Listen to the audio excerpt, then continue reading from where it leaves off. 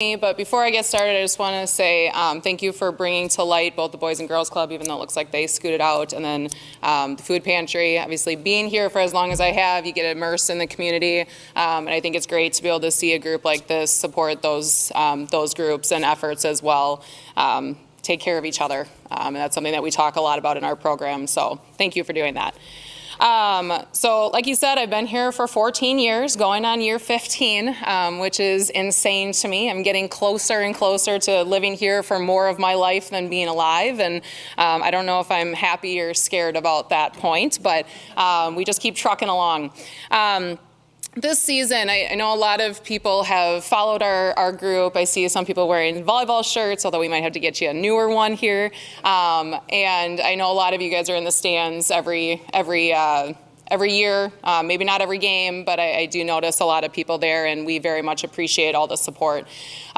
This year is a different type of year. You know, I think going into last season, we had the personnel. We knew that we were kind of in a position to have a lot of success, a lot of very, very good returning players. And this is one of those kind of, it's not a rebuilding year, but it is a different type of coaching year. And one of the things that we've always talked about, and I've talked about just as a coach, what I enjoy about it, and there's obviously the progression from seeing them come in as a freshman and then leaving as a senior. There's the relationships. The people mean the world to us. But one of the things that I like that's a challenge is kind of figuring out and molding what we do as coaches and what we're doing within our program to benefit that current year, that current group of student athletes. And whether everybody always understands this, we've won, but we've won in a lot of different ways. We've had seasons where we're not very offensive, but we do a very good job defensively. We keep ourselves in games. We find ways to make other people make errors, or we give ourselves enough opportunities that we're able to eventually score. We've had years where we haven't been as great at defense, but we've been extremely offensive minded, and we've scored at a very, very high rate, whether we're in system or out of system, so passing well or not passing well. And we've had years where we've been very balanced, and we've had years where we've maybe relied on one or two people more often. And last year, we relied on one specific person a lot, Elizabeth Junkie. And she is obviously an incredible athlete. She's an incredible student. She's an incredible person. And many people saw that she went down at the end of our last season in the NCAA tournament with a pretty brutal knee injury, which goes to this season. We had anticipated her coming back into this season, and along with Amy Adams, who was a senior last year. She was our lefty right side, and then Lola Weideman, who was our libero for a few years. So in combination, essentially, we lost 12 years of playing experience. And I don't say that to make excuses by any way, shape, or form, but it's different. It's a different year. And I think going into this season, I, as a coach, if I'm being realistic, thought we would have some more growing pains along the way, which I was fully prepared for. I'm not so sure our team was fully prepared for that. But it's a very much a growing year. It's a learning year. It's a year where we're going to be very different at the beginning of the season to where we are at the end of the season. And that's where, if I can come back again later on and we're not, then you can really grill me as to why we weren't. But I think we've seen that even through these first couple weeks of play. But I think the good thing is we came into preseason, we started on August 8th, and the minute we stepped on the court, this team proved that it wasn't going to take a step back based on some of the graduation. And what I like to tell them, you know, just like to keep nudging it at them, is they proved that. They set that standard. It wasn't me telling them that they were good enough. It wasn't me trying to convince them that, hey, we can still win a lot of matches. Hey, we can still push for conference championships. None of our goals have changed. None of our expectations have changed. The way we coach, the way we play, the way we are a team, none of that is changing. We may do things a little bit differently on the court, but they set that standard. And when we went down to Kansas for our exhibition, now I will tell you, I know some people were mad that that wasn't streamed, but we do that on purpose. We don't want our next opponent, our first opponent, where it really counts as a win and loss, to have film of that. So we keep that pretty low key. There were still fans there. It was a great experience, great atmosphere, but we don't broadcast the results. We don't broadcast who was playing. I think there were a few random videos that got put out there, but we played 4 different lineups in that day. And what was fun with that is we competed really well. We lost the first set by 2 points. I think it was 28-26. We had a game point there at the beginning, couldn't quite finish it. Evelyn, our little outside who jumps out of the gym, missed a shot by probably 3 inches, and that would have won us the game. We lost the second one pretty handedly, and then we won the third one pretty handedly. So I think to see us be able to bounce back, to be able to make some adjustments and really come out firing again and not letting that loss affect us was really cool to see. And then fourth set again, we lost by 2. So in total, we lost by 4 points that day. Kansas is ranked. And I think walking away from that, I think our team felt really good. I think we as coaches felt really good. We're like, hey, we're even better than I think I thought we were going to be at this point. And then we went into our first weekend against Iowa State, and you could just tell the idea of being in that win and loss category affected our team a little bit. And they know that. I'm not saying anything that they haven't heard me say, but we have things to figure out as we go. And a couple of the keys that we use within our program is, one, trust the process, okay? And some of these players, Madison Harms, who's going on her 5th year now with me as her coach, she has probably heard the phrase, trust the process. I wouldn't be surprised if it was over 500 times at this point. And it's so much of it is athletes, as coaches, I think within our own lives, right? Like we want things to be the best and we want things to be the best right now. And within our world, that's not always the case. We've got to work through some obstacles. We have to work through some setbacks. And that's where I think as coaches, this year is a very different one for us of figuring out how to keep them in tune to that, figuring out how to make sure that they don't push the panic button 5 matches into the season. But couple people I want you to look out for. One, Madison Harms has been obviously a staple of our program, and even in the middle, she's finding ways to make her impact known. She's more of a leader right now. She is one of the most positive people you will ever meet. She is the type of kid that you can't yell at if you're coaching her. You got to give her some of those gentle reassurances. Kind of have those small conversations with her, and that's okay. We know kind of how to what makes her tick, and you figure it out with her. But she was incredible on Sunday versus Northern Kentucky. She had 21 kills, hit over 700. So for people, I think I try to give some hitting stats for people when I'm here. As a middle, if they're above 330, we're really happy. Okay, so it's kind of like the batting averages, right? So for her to hit over 700 and have 21 kills and be, I think she was our second attempt leader, that's absolutely incredible. It didn't matter if there were 1 blocker, 2 blockers, 3 blockers on her at times, whether she was hitting, whether she was tipping, she was absolutely incredible. And you just saw the confidence continue to grow with her. She's been in all league selections. She's been one of the best in the league, and something that we hope that, I know is going to continue with her. We have had a lot of depth within our program this season as well. So we have 3 setters on our roster this year, which is abnormal for us. We usually have 2, and all 3 of them are just doing a remarkable job. Now, we as coaches had to make that extremely difficult decision on who actually plays, which is the not fun part of our job.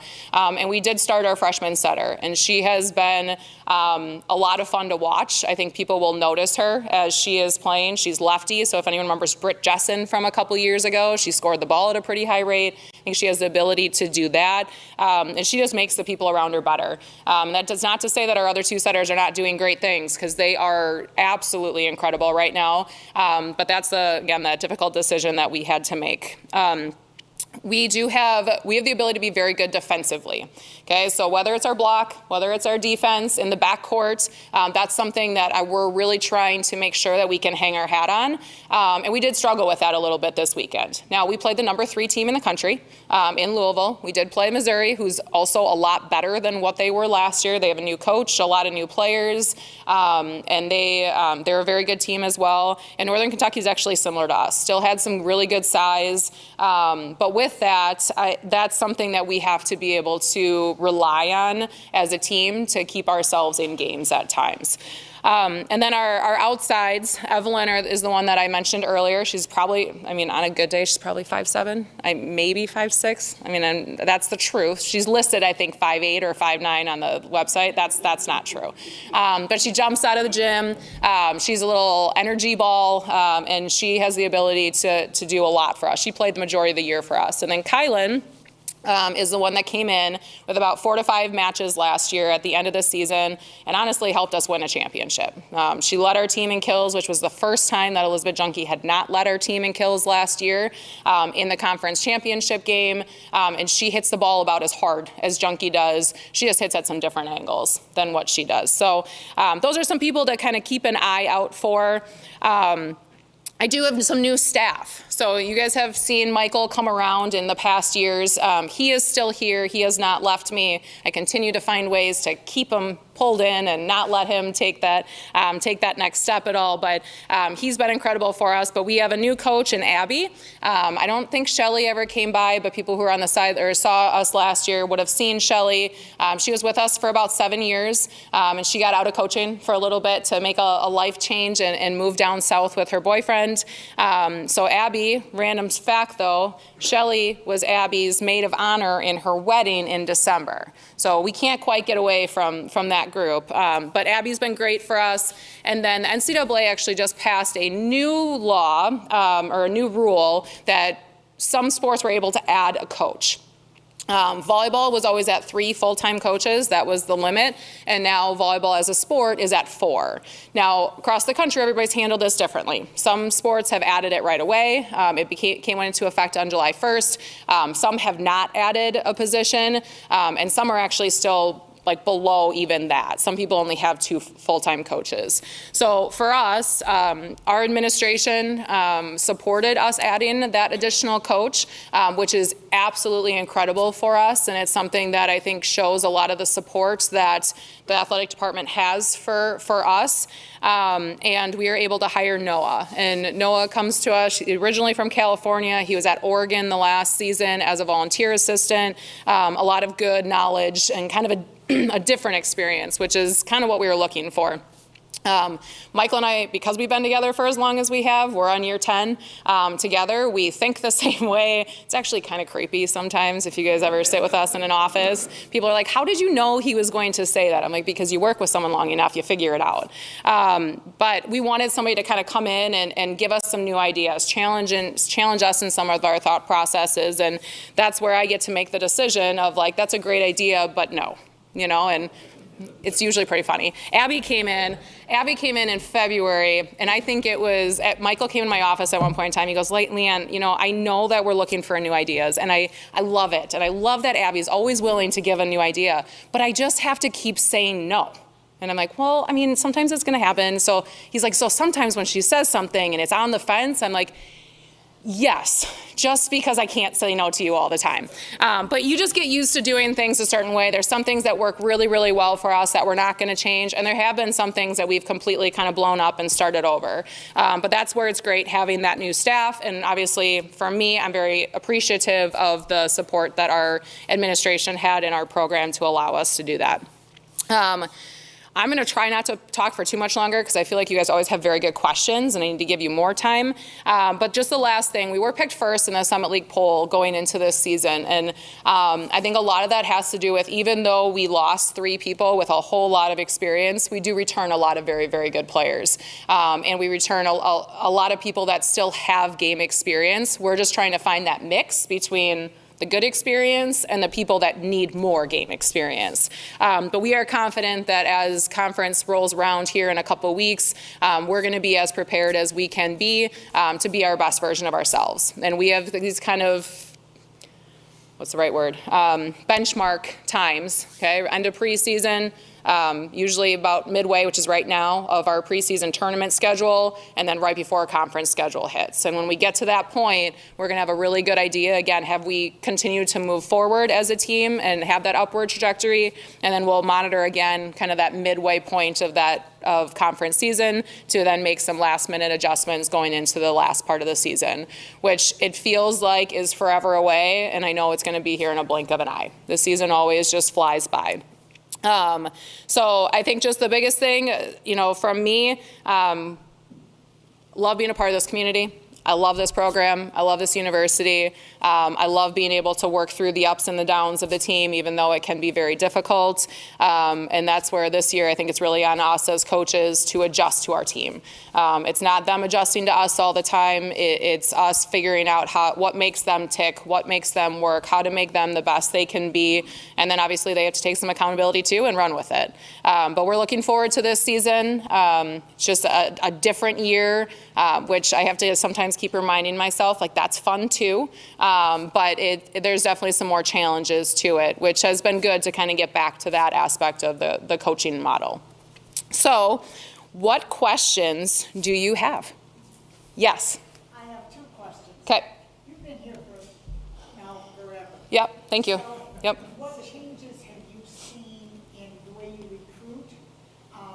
Obviously, you've been successful these last few years. Has that helped you recruiting? And my number 2 question is, what about the transfer portal? Yeah, so yes, recruiting has changed a lot. And when I first got here, mind you, I was a GA, so I was just learning what coaching was and what all went into the profession of coaching. And I even thought when you asked, like, who had a unique job, I was like, I don't know, I feel like I have a unique job because it's ever changing. It's never the same.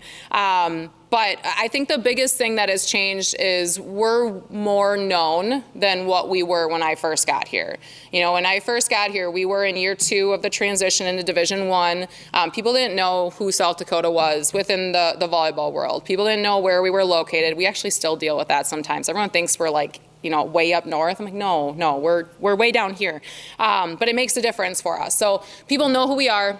We have great relationships within the Midwest, especially the Nebraska, the Iowa, the Minnesota, South Dakota, a little bit into Colorado and Kansas and Missouri. But with those good relationships usually came from people that came here and had a good experience that then shared that back. So there's a couple clubs, especially in Omaha, and then one up in Minnesota that we've recruited pretty heavily in the past, and a lot of that comes from they know who we are. We've had multiple recruiting coordinators say, I don't have any questions about you. Our kids tell us they're looking at you, and we say, absolutely, go for it. If you have questions, let me know. Whereas other programs, they may say, like, okay, let's hold up. Let's look at this, this, and this. What are some of those red flags?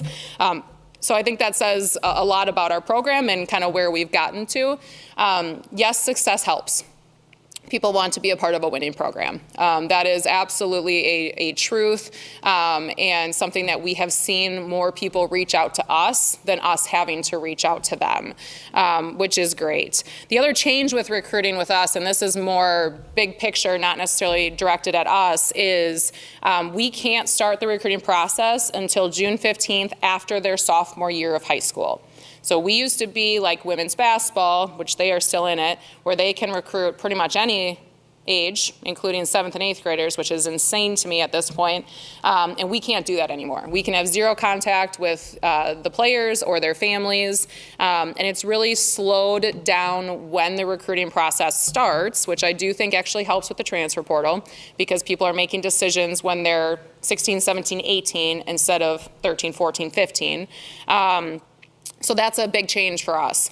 And then you said the transfer portal. We do utilize the transfer portal to fill needs. It's not something that we rely on to fill our roster every year. We don't have people leave very often, which is a really, really good thing. It's a statistic that actually we hope recruits see and notice because if you're having people, you have that mass exodus every season, I would challenge that program that those kids aren't having a great experience. So we treat our players very well. It's more than just volleyball. It's the whole person. It's being an academic. It's obviously the volleyball player. It's being a good teammate, a friend, a girlfriend, a sister, daughter, whatever it may be. And I think with that good experience, we don't have people leave. So we also don't have to look at the transfer portal as often as some other programs may. Does that answer? Do you have any follow-up questions?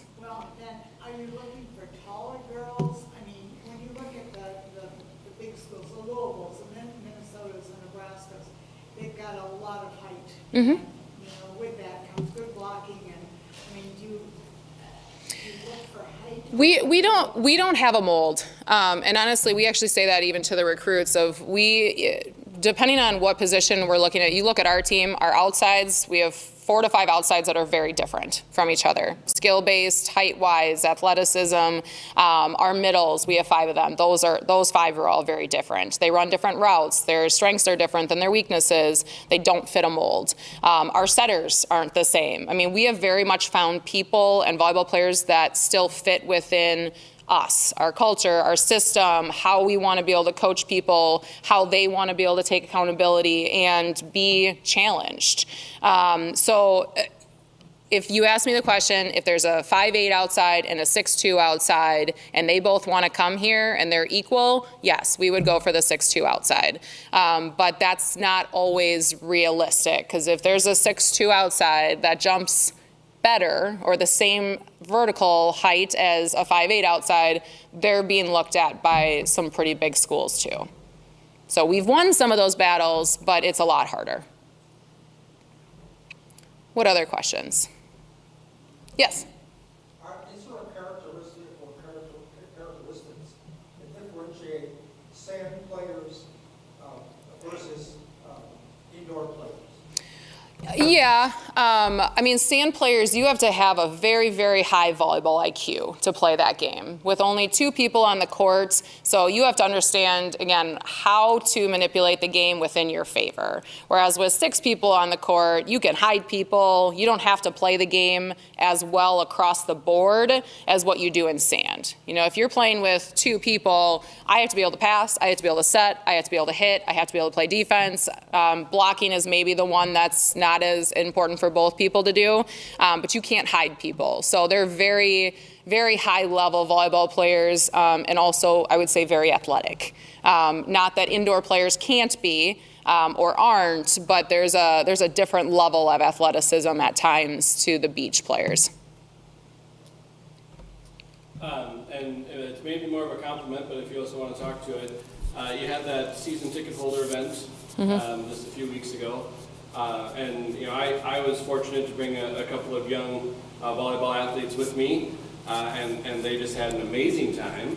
And the players were just so gracious with their time and did such a great job engaging with these young ladies who are really learning this sport now. So I just wanted to compliment the fact that they were so great and that was such a great event.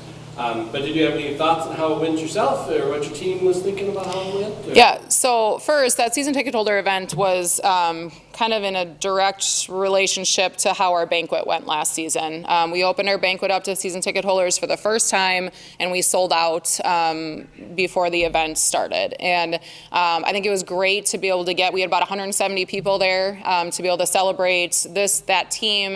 They got to pay attention to all the senior speeches, the farewells, the remembrance of this season, and see our highlight film for the first time as well. And I thought it was a really, really good event. And I think with that, we have always valued the people that support us. So we've been trying to find new ways to incorporate them and get to know us and get to know our players. And honestly, allow our players to get to know those people as well. Because I think even for them, they've said, like, I met this person and they are wonderful. And now I get to see them all the time. And those are the types of things that we really value.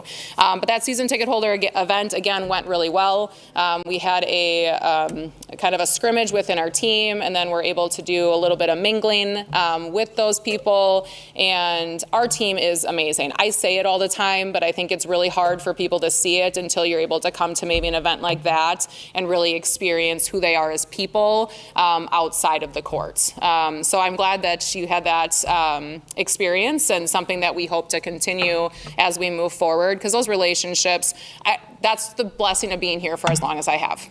Is you have those relationships. I get to see it. I get to hear it. I get to talk to you guys. Our players don't have all those opportunities. So to give them those and for them to really see the support that they have means the world to us. Yes? I know you're dying to share this with us. How are your troops doing academically? Wonderful. Wonderful.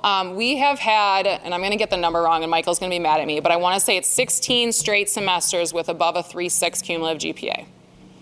which I think is pretty incredible when you've got somewhere between 15 to 18 players on your roster. We've led the athletic department multiple semesters with the highest team GPA, and it's something that they take a great amount of pride in. And, you talk about the recruiting process, you talk about kind of what we look for. We look for people that want to be a student athlete. It's not just about volleyball. It's not just about being a student. It's about excelling in both areas of their lives. And so through the recruiting process, we're able to find people and invite people to be a part of our program that we know are going to fit into that. So every streak is going to be broken at some point, but I hope that's one that doesn't, because I'm very proud of them for how they have maintained their level of excelling in academics as well as excelling on the court. How many on the roster are from South Dakota? Right now, we have one.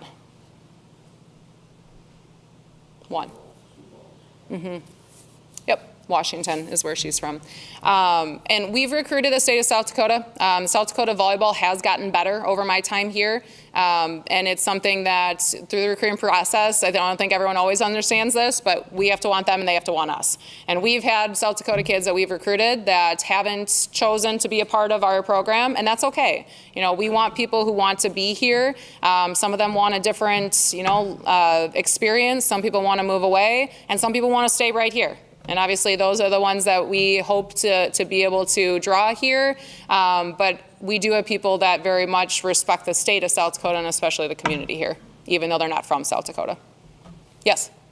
When you go on the road, what school do you most enjoy playing at in terms of the crowd, the fan experience? I mean, because some schools you don't probably have that many fans. Yeah.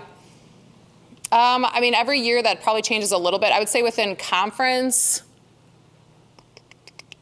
well, our match versus SDSU is always really good, and the fan experience is always there. Well, I shouldn't say always there. It was there this year, and they did set an attendance record, and I still say it's because of us, because we had probably just as many fans up there as they did in some ways. Omaha is always a really good match for us. The experience isn't always the best. The atmosphere isn't always the best, but it's a really, really good match to play in, and it definitely gets very intense. Those are probably the two that NDSU. I'll throw out NDSU. They play in a smaller gym. It is loud. It's a very difficult place to play, and that's always, I think they do a lot to try to get people there when we play them, which is a privilege. Try to remind myself of that. Last question. I know you're waiting. I know, I see it. He's staring at me. But I wanted to at least hear your thoughts on the Nebraska-Omaha outside stadium game with, I don't know how many. 92,003. 92,003. Anybody watch that game in this room? Or saw the experience? Yeah. Incredible. I will tell you, I thought it was an insane idea when I heard about it about a year ago. But as it got closer and as we heard more about the information, what they were doing to ensure it was a good atmosphere, I think it's absolutely incredible. I think it's incredible for the sport of volleyball. I think it's incredible for women's sports. I think that you have the people that say people don't watch women's sports, and I think that absolutely proved everybody wrong. I do think it's going to be hard to top that. I don't know what you do beyond that, but I think part of it is getting people involved. When I first got here, we were averaging, I think it was 176 fans per game. Okay, that was when we played on top of the football field. When we were in the den, so above on that second floor, I think we averaged about 215. We're averaging a little bit. And then now we average over 1,400 a game.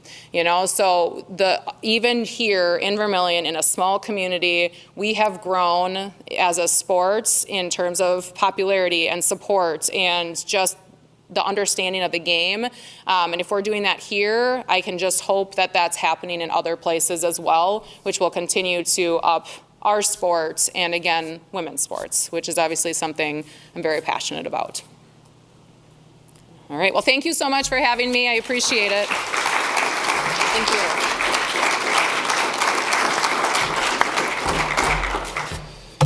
Thank you, Coach.